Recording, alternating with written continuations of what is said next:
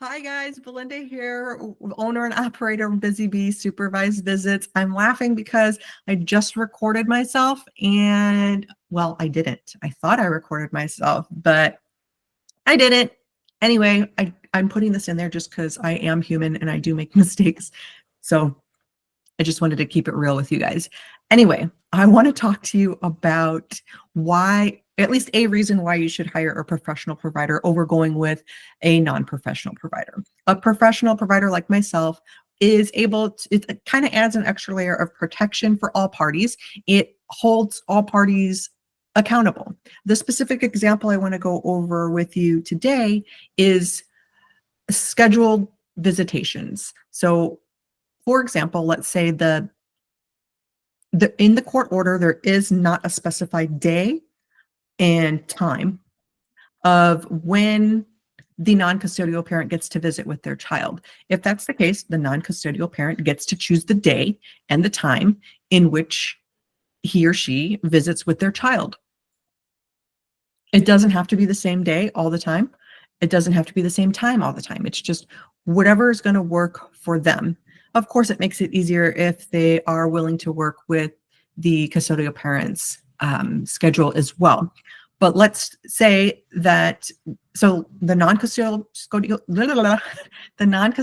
parent will reach out to me and say, hey, I want to book a visit for this day at this time. Awesome. I then relay that message to the custodial parent. And ideally, in a perfect world, the custodial parent will say, okay, perfect. Then the visitation is booked and it's awesome and easy. However, it doesn't, unfortunately, more times than not happen that way. What happens is the custodial parent will give pushback.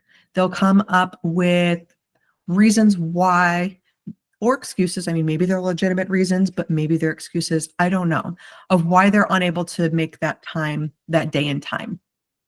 And it's my job to try to come up with an agreement of a day and a time. If I'm unable to do that, or if the custodial parent is simply unwilling to go with any of the suggested times, then that's where having a professional provider becomes really nice. So if the custodial parent does not allow the non-custodial parent to visit with their child, then the non-custodial parent is able to request a declaration of interruption of service from me. And then I write that for them. They're able to take that to court, and the custodial parent can be held in contempt of the court order. So a non-professional provider would not be able to do something like that.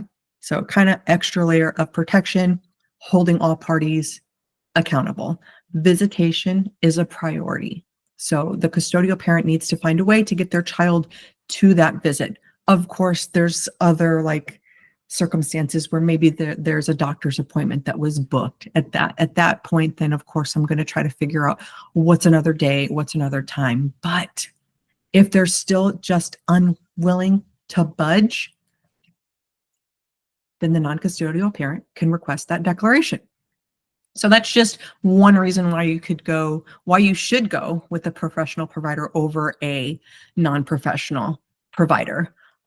Stay tuned for later when I come up with other reasons why you should go with a professional provider and just information on supervised visitation. I hope you guys all have a great day. Bye.